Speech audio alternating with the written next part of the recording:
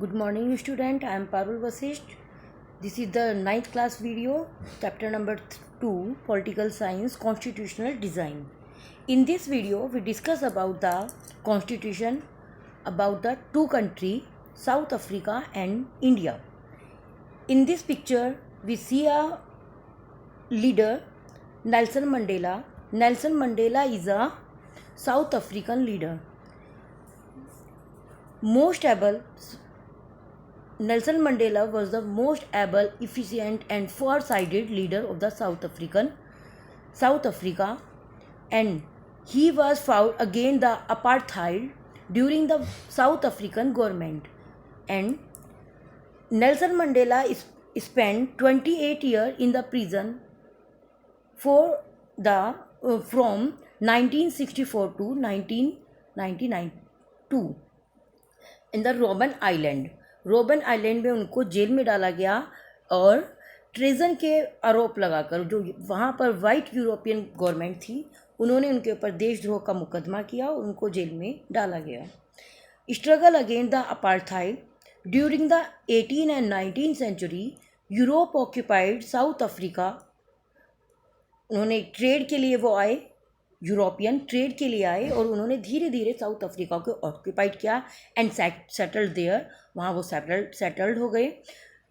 Same जैसे India में था, वो ट्रेड के लिए आए थे, व्यापार करने के लिए आए थे और धीरे धीरे उन्होंने हमारी कंट्री को, हमारी टेरिटरी को उन्होंने ऑक्यूपाइड करना शुरू किया. Applies system of the apartheid which divide country into 3 group: white, black and colour. White Europeans group, black African group and colour. One migrate from the India, जो इंडिया से वहाँ पर गए, वे माइग्रेट किए हुए थे, उनको कलर्ड ग्रुप में किया गया. अपार्थाइड क्वेश्चन बनता है, व्हाट इज़ द अपार्थाइड? क्या होता है ये apartheid? A system of the racial discrimination. Skin के कलर के बेस पर जब ये डिस्क्रिमिनेशन होता है तो उसे हम बोलते हैं apartheid. Unique to the South Africa, specially ये साउथ अफ्रीका में भी होता था. जैसे बोलते थे वो, एक काले एक गोरे, अपने आप को गोरा बोलते थे, कलर्ड पीपल बोलते थे, और हमारे साथ में वो डॉग शब्द को ज़रूर ऐड करते थे. एंट्री वहाँ पर होती थी तो परमिशन नहीं होती थी हमें यूरोपियन कॉलोनीज़ में, यूरोपियन सेटल्ड एरिया में जाने की परमिशन नहीं होती थी. ये देखिए यहाँ पर ये ब्लैक्स को इन्होंने रिप्रेजेंट किया हुआ है. वाइट की पिक्चर यहाँ पर है. कलर में थोड़ा ये जो इंडियन माइग्रेटेड पीपल्स हैं उनको वो कलर्ड पीपल्स में कैटेगराइज करते थे. Next, oppressive system for the black. वो apartheid system was the oppressive system.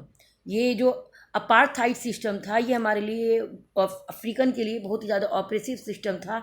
इसमें वो हमें सेग्रीगेट करते थे, अलग अलग कॉलोनीज़ में डिवाइड करते थे ना. Forbidden from the living in the white areas, हमारे लिए पूरी तरह से बैन था वाइट एरियाज़ में रहना, मतलब जाना तक बैन था हमारे लिए. Could work in the white area, अगर कभी काम करना भी होता था, इफ़ हैव परमिटेड, अगर परमिट है, परमिट कार्ड है हमारे पास या अफ्रीकन के पास, तो ही वो वाइट एरिया में जा सकते थे. Discrimination while using the public property, जैसे suppose the bathing ghat, wells, church, school, hospital and train, bus etcetera. इन सब में भी हमारे उनके यूरोपियन अफ्रीकन के साथ डिस्क्रिमिनेशन करते थे. उनकी प्रॉपर्टी के, मतलब वहाँ पर भी सेग्रीगेशन देखने के लिए मिलता था. Black could not visit church where the white worship from and note the permit for the association. कोई भी पॉलिटिकल पार्टीज़ बनाने की कोई परमिशन हमें नहीं होती थी, हमें भी नहीं होती थी, साउथ अफ्रीकन को भी नहीं थी. इंडिया में इंडियंस को नहीं थी, साउथ अफ्रीका में साउथ अफ्रीकन को कोई भी एसोसिएशन बनाने की हमें परमिशन नहीं थी, कोई भी पॉलिटिकल पार्टी बनाने की कोई परमिशन नहीं थी, कोई प्रोटेस्ट करने का हमें परमिशन नहीं होता था. तो ये एक ऑपरेसिव सिस्टम था हम सब के लिए. अफ्रीकन नेशनल कांग्रेस, ये क्या, अफ्रीकन नेशनल कांग्रेस क्या है? This is the umbrella organisation of the South Africa. ये एक अम्ब्रेला ऑर्गेनाइजेशन होता था जिसमें ये एक आवाज़ उठाई जाती थी कि किस तरह से ये सिस्टम यहाँ पर जो यूरोपियंस हैं वो हमारे लिए किस तरह से हमें पूरी तरह से ऑपरेस कर रहे हैं, किस तरह से टॉर्चर कर रहे हैं, तो उसको आवाज़ उठाने के लिए वहाँ पर एक ऑर्गेनाइजेशन बनाया गया। Since the 1950 the black coloured and Indian fought against the apartheid system. They launched the African National Congress, ANC. African Congress, African National Congress was the umbrella organization that lead to struggle against the policy of the segregation. जो इस segregation की policy थी उसके लिए उन्होंने ये organization बनाया था। ये umbrella organization था जो सभी के लिए काम करता था। They include the many worker union and the communist parties. इसमें बहुत सारे unions, workers, communist party इन्होंने सबने ज्वाइन किया हुआ था। एंड कुछ वाइट यूरोपियन भी इसमें इंक्लूड थे जो बहुत ज़्यादा सेंसिटिव थे, जिनको ये लगता था कि जो ये अपार्थाइड सिस्टम अफ्रीकन के साथ किया जा रहा है, उनके ऊपर लागू किया जा रहा है, वो एक बहुत गलत सिस्टम है। इसके लिए उन्होंने जो वाइट यूरोपियन थे उन्होंने भी इसको सपोर्ट किया, अफ्रीकन नेशनल कांग्रेस को, वो उसके मेंबर बने, है ना। लेकिन इसके बाद भी जो वाइट रेशल गवर्नमेंट थी continue to rule by the deteriorating, torching and killing thousand of black and colour people. लेकिन उन्होंने मतलब कहने के बाद भी जो वाइट गवर्नमेंट थी उन्होंने किसी भी तरह से टॉर्चर करना बंद नहीं किया, है ना। Protest increase the racial government realise that they could not longer keep the black under the repression. Racial government change their policy. जब ये लगातार प्रोटेस्ट होते रहे तो यहाँ पर गवर्नमेंट को ये लगने लगा, यूरोपियन गवर्नमेंट को, कि अब बहुत लंबे समय तक इनको गुलाम नहीं बनाया जा सकता है। तो काफ़ी पॉलिसी उन्होंने चेंज की, जैसे ये जो पॉलिटिकल पार्टी पर रेस्ट्रिक्शन थी, मीडिया बैन था, रेस्ट्रिक्शन थी, वो सब उन्होंने थोड़ा सा हटाया, उन्होंने लिफ्टेड किया। नेशनल मंडेला जो हमारे यहाँ अफ्रीकन लीडर्स थे उनको 28 ईयर्स के लिए उनको इम्प्रीजमेंट किया गया था, उनको उन्होंने रिलीज़ कराने की बात की, क्योंकि वो थोड़ा सा उस प्रोटेस्ट को हटाना चाहते थे, दबाना चाहते थे। इसलिए उन्होंने कि जो ये डिस्क्रिमिनेशन का पॉलिसी थी, उनका लॉ था, उसको रिप्लेस किया टूवर्ड द न्यू कॉन्स्टिट्यूशन। अब यहाँ पर एक नई कॉन्स्टिट्यूशन बनने की तैयारी होने लगी थी। As protest and struggle against the apartheid had increase, जैसे जैसे इंक्रीज होता रहा, the government realise that they could no longer keep the black under the rule through the repression. उन्हें ये लगने लगा था वाइट यूरोपियन गवर्नमेंट को कि बहुत ज़्यादा इनको अंडर प्रेशर वर्क नहीं करवाया जा सकता है, बहुत ज़्यादा इनके ऊपर कानून, मतलब अपने कानून लागू नहीं किए जा सकते हैं। तो इसके लिए उन्होंने नेल्सन मंडेला को जैसे ही उन्होंने रिलीज़ किया, finally at the mid night of the 26 April 1994 the new national flag of the Republic of the South Africa was unfurled, marking the newly born democracy in the world. उस time पर अब ये white government ने अपनी यहाँ पर government हटाने के लिए उनके साथ एग्रीमेंट किया और अपना साउथ अफ्रीका को न्यूली रिपब्लिक उन्होंने अनाउंस किया।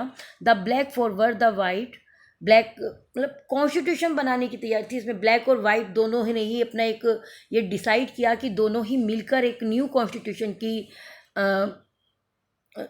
मतलब न्यू कॉन्स्टिट्यूशन स्टार्ट करते हैं। दोनों ने ये फॉर्मेशन किया, मतलब दोनों जो ब्लैक और वाइट थे उन्होंने न्यू फॉर्मेशन किया कि कॉन्स्टिट्यूशन बनाया जाएगा। दोनों में काफ़ी डिबेट किया गया। मतलब जो एक कॉन्स्टिट्यूशन था, कोई कॉन्स्टिट्यूशन ऐसा नहीं होता कि केवल कुछ लीडर मिलकर बना देते हैं, उसके लिए काफ़ी डिस्कशन होता है, काफ़ी कुछ देखना होता है, डिबेट की जाती है, हर एक पॉइंट पर बात की जाती है। After the 2 year discussion and debate the draw a common constitution and gave to its citizen the most extensive right available in any country. यहाँ पर जब कॉन्स्टिट्यूशन बनाया गया तो जो ब्लैक थे वो वाइट से थोड़ा डरे हुए थे, और जो वाइट थे यूरोपियन थे वो ब्लैक से डरे हुए थे, क्योंकि दोनों का जो डर था वो लाजमी था।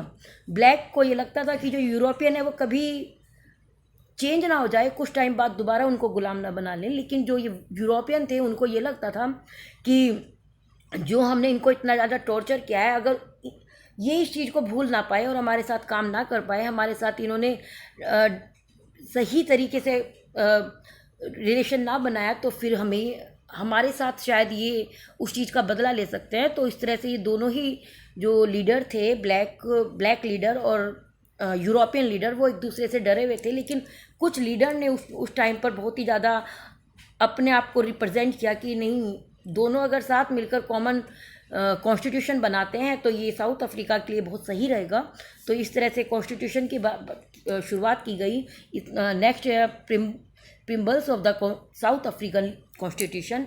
What is the preamble? Preamble होता क्या है? प्रिम्बल है ना, जब भी हम कोई पिक्चर देखते हैं या कोई हम स्टार्टिंग करते हैं, कोई आप उसकी बात कीजिए, आप किसी की भी मतलब हम कोई ऐसे लिख रहे हैं तो वहाँ पर हमारा इंट्रोडक्शन जरूर होता है। तो जो इंट्रोडक्शन है, introduction of the constitution is called the preamble, उसे हम प्रिम्बल बोलते हैं, है ना। It outline of the vision of the constitution and help in understanding and the interpreting the constitution. ये कॉन्स्टिट्यूशन को इंटरप्रिटेट करने का काम करता है। इसकी जो आउटलाइंस होती हैं, इसकी जो की पॉइंट होते हैं प्रिम्बल्स के, उसी से समझ में आ जाता है कि हमारा जो कॉन्स्टिट्यूशन है या किसी भी कंट्री का जो कॉन्स्टिट्यूशन है वो किस तरह से आगे काम करने वाला है। तो साउथ अफ्रीका का कॉन्स्टिट्यूशन काफ़ी कुछ हम बताने का काम करता है। टुगेदर दे डिसाइडेड, यूरोपियन और अफ्रीकन ने दोनों ने मिलकर ये डिसाइड किया, नोबडी शुड द एक्सक्लूडेड, कि किसी को भी बाहर नहीं निकाला जाएगा। दोनों ही मेंबर, यूरोपियन भी इसमें 50% और जो अफ्रीकन्स हैं वो भी 50% इसके मेंबर होंगे। दोनों साथ मिलकर कॉन्स्टिट्यूशन बनाएंगे। No one should be treated as a demon, कोई भी किसी अनजान या मतलब कोई भी अजनबी की तरह यहाँ पर नहीं रहेगा। सब एक साथ मिलकर कॉन्स्टिट्यूशन बनाएंगे, काम करेंगे, है ना। Agree that everybody should become the part of the solution, और ये पूरी तरह से एग्री हो गए कि सभी कॉन्स्टिट्यूशन की जो साउथ अफ्रीका में जो प्रॉब्लम्स हैं, जो उन प्रॉब्लम का सॉल्यूशन में सभी इन्वॉल्व होंगे, यूरोपियन भी इन्वॉल्व होंगे और अफ्रीकन भी इन्वॉल्व होंगे। इस तरह से ये कॉन्स्टिट्यूशन बनकर तैयार हुआ। नेक्स्ट है कॉन्स्टिट्यूशन। क्या कॉन्स्टिट्यूशन होता क्या है? इट मीन कि हमें पहले ये पता होना चाहिए कि कॉन्स्टिट्यूशन क्या होता है ना। कॉन्स्टिट्यूशन में हम अगर बात करें तो every organisation, every society need the certain rules and regulation for its smoothing functioning, है ना। कोई भी जरूरी नहीं है कि देश का ही कॉन्स्टिट्यूशन होता है। हर ऑर्गेनाइजेशन का, हर स्कूल का, हर सोसाइटी का, every factory have the constitution, है ना। जैसे for example we play a game like the cricket, football या कोई भी अदर गेम, तो उसके सब बेसिक रूल्स रेगुलेशन होते हैं, उसके अकॉर्डिंग गेम को खेला जाता है।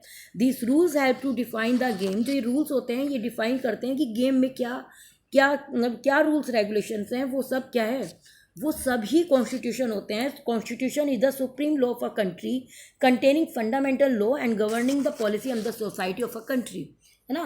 कॉन्स्टिट्यूशन क्या है? कॉन्स्टिट्यूशन सुप्रीम लॉ होता है। और ये जो हमारा कॉन्स्टिट्यूशन है,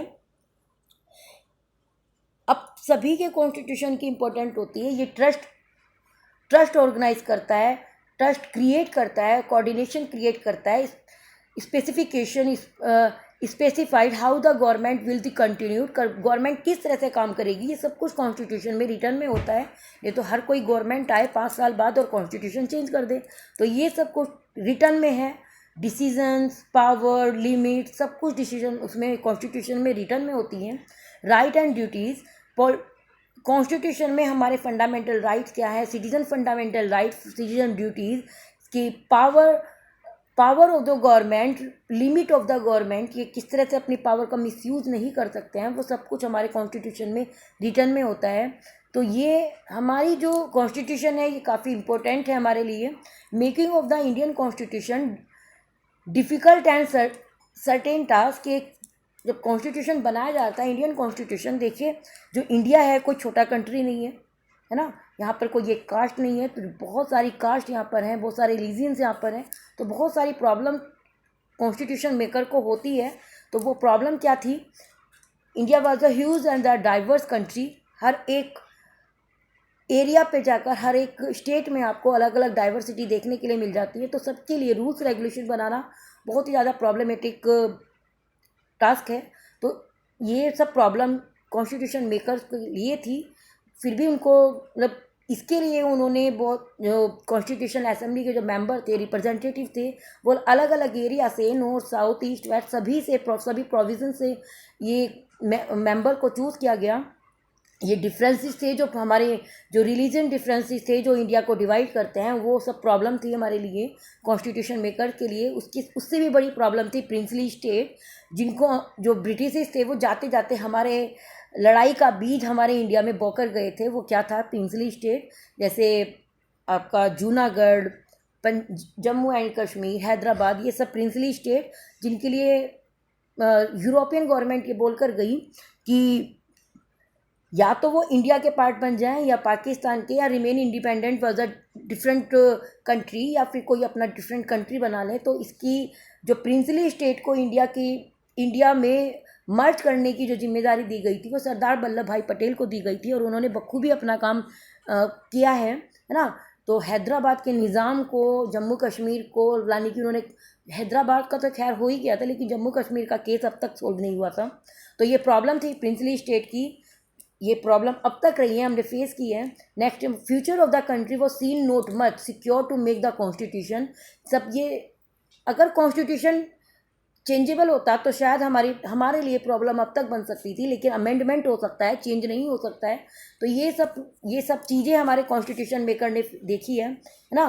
पाथ ऑफ द कॉन्स्टिट्यूशन, ये किस तरह से हमारा कॉन्स्टिट्यूशन बनकर तैयार हुआ। 1929 ड्राफ्टेड कॉन्स्टिट्यूशन, मोतीलाल नेहरू और other 8 leader, Congress 8 other leader, इन सब ने एक ड्राफ्ट तैयार किया। ड्राफ्टिंग कमेटी के मेंबर की अगर बात करें, B R Ambedkar is the drafting committee member. And 1931 resolution of the Karachi जब इंडिया का ही पार्ट था, तो वहाँ पर पहली बार इंडियन कॉन्स्टिट्यूशन एक रेजोल्यूशन लिया गया कराची में। से कराची सेशन के नाम से बोला जाता है कॉन्स्टिट्यूशन के लिए, इंडिपेंडेंट के लिए। और वे प्रॉब्लम उसमें हमारे कॉन्स्टिट्यूशन में उन्होंने इन्वॉल्व की कि प्रॉब्लम्स हैं, इन प्रॉब्लम को सबसे पहले शॉर्ट आउट किया जाएगा, क्योंकि हमें वोटिंग राइट नहीं थी। तो यूनिवर्सल एडल्ट फ्रेंचाइज की उन्होंने बात की, राइट टू फ्रीडम और इक्वलिटी की बात की, protesting the right of the minority, जो माइनॉरिटी के लिए राइट नहीं थे, वो राइट की कॉन्स्टिट्यूशन में बात की गई। ये सब पॉइंट हमारे डाले गए जो हमारे पास राइट नहीं थे, सबसे पहले उनके ऊपर फोकस किया गया। Menu educated Indian were familiar with the politics and the legislative institution during the colonial British rule। हालांकि हमें उस टाइम पर वोटिंग राइट नहीं थे, लेकिन फिर भी उसके बाद भी कुछ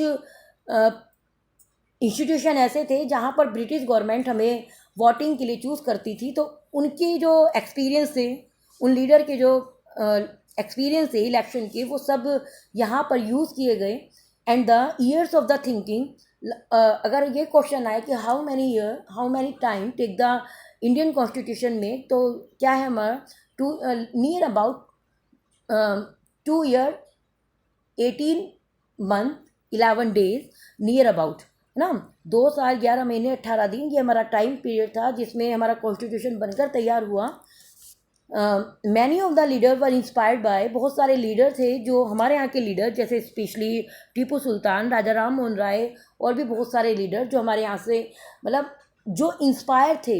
हमारे कॉन्स्टिट्यूशन जब बन रहा था तो उसमें कौन कौन सी चीज़ें हमने पॉइंट की कि ये सब चीज़ें भी हमारे कॉन्स्टिट्यूशन में होने चाहिए। जैसे फ्रेंच रेवोल्यूशन, पहला रेवोल्यूशन था जो डेमोक्रेसी की डिमांड कर रहा था, तो उससे हमारे यहाँ के लीडर बहुत ज़्यादा इंस्पायर थे। Socialist revolution in the Russia में जो सोशलिस्ट थी, उस पॉइंट से हमारे यहाँ के लीडर बहुत ज़्यादा इंस्पायर थे। Parliamentary democracy in the Britain की जो पार्लियामेंट्री सिस्टम था उससे ज़्यादा इंस्पायर थे। Bill of the right in the USA, and इसके अलावा और बहुत सारे पॉइंट थे जो हमारे यहाँ के लीडर अदर कंट्री से इंस्पायर थे, और उन्होंने उन सब चीज़ों को हमारे कॉन्स्टिट्यूशन में ऐड करने की, मतलब ऐड भी किया गया है। ड्राफ्टिंग, अब बात कीजिए कॉन्स्टिट्यूशनल असेंबली की। कॉन्स्टिट्यूशनल असेंबली वो लीडर का ग्रुप जो हमारे लिए कॉन्स्टिट्यूशन मेकर थे, वो जो कमेटी थी पूरी कॉन्स्टिट्यूशन बनाने वालों की, वो कॉन्स्टिट्यूशनल असेंबली थी हमारी। Drafting of the constitution was the done by assembly on the elected representative. उस टाइम जब हमारा कॉन्स्टिट्यूशन लिखा जा रहा था, रिटर्न में हो रहा था, तो उस टाइम पर हमारे 299 मेंबर थे। तो ये पूरी एक कमेटी थी, उसे कॉन्स्टिट्यूशनल असेंबली के नाम से जाना जाता है ना। तो ये बहुत सारे राइट, जैसे मैंने आपको बताया अभी, universal adult franchise, right to freedom, equality, protecting minority, ये सब हमारे मेन पार्ट थे जो कॉन्स्टिट्यूशन में ऐड किए गए। The assembly was dominated by the Indian nationalist congress, it have been non congress member. इसमें जो कॉन्स्टिट्यूशन असेंबली थी उसमें क्योंकि आप जानते हैं कि जो कांग्रेस पार्टी है ये हमारी सबसे ओल्डेस्ट पार्टी है, 1885 में इसकी ऑर्गेनाइजेशन हुई थी। तो ये जो कांग्रेस पार्टी थी ये असेंबली में सबसे ज़्यादा उसके लीडर इंक्लूड थे, लेकिन ऐसा नहीं है कि केवल कांग्रेस ही थी, नॉन कांग्रेस मेंबर भी इसमें इंक्लूड थे। The constitution does not reflect the views of its member alone. इसमें ऐसा नहीं है कि केवल उन्हीं के व्यूज़ को सबसे ज़्यादा ध्यान में दिया गया, उनकी बातों को, लेकिन हमारे जो ओल्ड लीडर्स थे उन सब की पॉइंट्स को ध्यान में रखकर हमारा कॉन्स्टिट्यूशन बनाया गया। इलेक्शन टू द कॉन्स्टिट्यूशन, ये जो हमारा इंडियन कॉन्स्टिट्यूशन की हम बात कर रहे हैं, इसके जो मेंबर्स थे वो इलेक्शन हुआ था उनके लिए, किसी को भी ऐसे ही चूज़ नहीं किया गया उनके लिए। इलेक्शन हुआ, इलेक्शन 1946 में हुआ, उसके बाद फर्स्ट मीटिंग इनकी दिसंबर 96 में हुई। After war the country were divided. उसके बाद हमारा जो इंडिया पाकिस्तान का जो डिवीज़न था वो भी एक प्रॉब्लम क्रिएट कर रहा था, क्योंकि नई नई आज़ादी, नए हम आज़ाद हुए हैं, उसी टाइम पर हमारे ऊपर एक अटैक इंडिया और पाकिस्तान का डिवीज़न। और ये जो डिवीज़न था वो बहुत प्यार से नहीं था, उसमें बहुत ज़्यादा वायलेंस था, इधर से उधर से भी वायलेंस, इधर से भी इंडिया से भी वायलेंस, पाकिस्तान से भी वायलेंस। तो जो से भी ये सब जो वायलेंस था ये बहुत प्रॉब्लमेटिक था। The constitution assembly that throat the Indian constitution has the 299 member, लेकिन उस टाइम जब कॉन्स्टिट्यूशन लिखा जा रहा था उस टाइम पर 299 मेंबर थे। Drafting committee chamber drafting committee के जो चेयरमैन थे वो B.R. अम्बेडकर थे, जो उन्होंने कॉन्स्टिट्यूशन पर हर एक पॉइंट पर डिस्कशन किया गया। It was discuss close by close, मतलब पॉइंट बाय पॉइंट हर बात पर डिस्कशन किया गया। Several round of the discussion, मतलब हर एक बात पर राउंड बाय राउंड डिस्कशन किए गए, क्योंकि जो यहाँ पर कॉन्स्टिट्यूशन था वो ऐसा नहीं था कि चेंजेबल होगा, बाद में चेंज किया जाएगा। तो ये फाइनल डिसीजन था, एक बार बनकर तैयार होना था। The assembly adopted the constitution. Assembly ने जो ये कॉन्स्टिट्यूशन अडॉप्ट किया वो 26 नवंबर 1949 में किया गया और अडॉप्ट किया गया, है ना। असेंबली ने मतलब लगभग ये कॉन्स्टिट्यूशन बनकर तैयार हो गया था। एंड कम इनटू इफेक्ट, ये इफेक्ट में कब आया? 26 जनवरी 1950। 26 जनवरी 1950 में ये इफेक्ट में आया, है ना। तो ये अगर अडॉप्ट की बात करें हम, हमारा कॉन्स्टिट्यूशन बनकर कब तैयार हुआ था? 26 नवंबर 1949 में। इफेक्ट में कब हुआ? 26 जनवरी 1950 में, है ना। Why should we accept this constitution?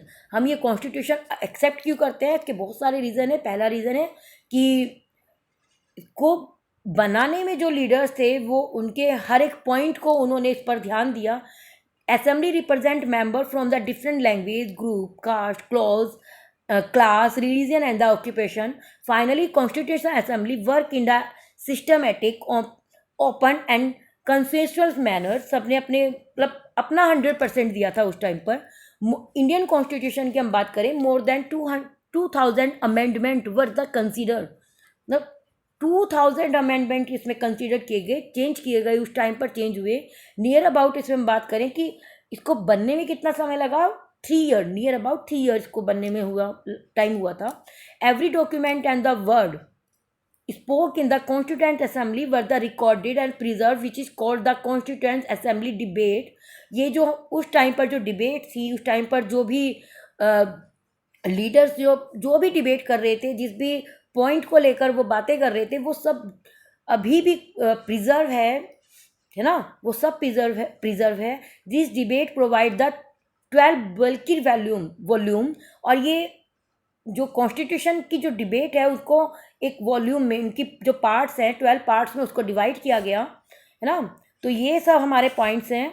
The dream and the promise, ये जो कॉन्स्टिट्यूशन बनाया गया तो उस कॉन्स्टिट्यूशन में सबने बहुत ज़्यादा मेहनत की, बहुत ज़्यादा उन्होंने अपना 100% दिया, जिससे हमारे कॉन्स्टिट्यूशन को चेंज ना किया जा सके। जैसे बहुत सारे कंट्री हैं, आपका नेपाल है, बेल्जियम है, यहाँ constitution as a paper work ही है, केवल पेपर वर्क। वहाँ का कॉन्स्टिट्यूशन कई बार चेंज हो चुका है, कई बार बदला जा चुका है, लेकिन उसके बाद भी अब तक वहाँ का कॉन्स्टिट्यूशन फाइनल कॉन्स्टिट्यूशन नहीं है। नेपाल की हम बात करें, फाइनल नहीं हुआ है, कई बार कॉन्स्टिट्यूशन चेंज हुआ। बेल्जियम की बात करें तो बेल्जियम में नियर अबाउट फोर टाइम वहाँ का कॉन्स्टिट्यूशन चेंज हुआ है, लेकिन फाइनल नहीं कहा जा सकता है ना। प्रिम्बल्स मैं आपको बता चुकी हूँ, प्रिम्बल्स क्या है? Preamble is the soul of the constitution. ये कॉन्स्टिट्यूशन की सॉल है, आत्मा की बात करते हैं, क्योंकि इसमें सब कुछ कॉन्स्टिट्यूशन के जो इम्पोर्टेंट पॉइंट्स होते हैं वो सब कुछ इसमें लिखे होते हैं। इंडियन कॉन्स्टिट्यूशन की बात करें तो इंडियन कॉन्स्टिट्यूशन के फीचर्स क्या हैं? Very long and the detail constitution. जो हमारा ये कॉन्स्टिट्यूशन है ये बहुत ही डिटेल कॉन्स्टिट्यूशन है। जब ये कॉन्स्टिट्यूशन इंडियन कॉन्स्टिट्यूशन जब ये उस टाइम पर बनाया गया था तो it was divided into 22 parts, 395 articles and 8 schedule. लेकिन अब में जो ये चेंजेस हुए हैं, हमारा जो ये आर्टिकल, हमारा जो कॉन्स्टिट्यूशन है उस टाइम पर 395 आर्टिकल्स थे, एट प्रेजेंट 448 आर्टिकल्स हैं। ओरिजिनल कॉन्स्टिट्यूशन में 22 पार्ट्स थे, अब 25 पार्ट्स हैं। उस टाइम पर 8 स्केड्यूल थे और अब हमारे यहाँ पर 12 स्केड्यूल्स हैं और 100 टाइम अमेंडमेंट इसमें हो चुका है। तो ये जो कॉन्स्टिट्यूशन है वर्ल्ड का लार्जेस्ट एंड डिटेल कॉन्स्टिट्यूशन है। Amendment quite largely regularly to keep the update. इसमें अमेंडमेंट होते रहते हैं, लेकिन अगर चेंज की बात कहें तो इसमें चेंज नहीं है, लेकिन अमेंडमेंट है। अमेंडमेंट हो सकते हैं, चेंज नहीं होगा, है ना। It lay down a procedure for the choosing person to govern the country. Constitution में ये हमारे लिए कौन हमारी गवर्नमेंट को गवर्न करेगा, हम मीन्स अपने लिए अपनी गवर्नमेंट को चूज़ करने का जो एक प्रोसेस है वो हमारे कॉन्स्टिट्यूशन में रिटर्न में है। Define who will have how much power to take the decision. कौन कितनी पावर यूज़ कर सकता है, क्या डिसीजन वो ले सकता है, ये सब कुछ हमारे कॉन्स्टिट्यूशन में रिटर्न में है। लिमिट, गवर्नमेंट की क्या लिमिट है, क्या वो अपनी पावर को यूज़ कर सकती है, ये सब हमारे कॉन्स्टिट्यूशन में रिटर्न में है। तो ये हमारे कॉन्स्टिट्यूशन का फीचर्स है। Next, thank you.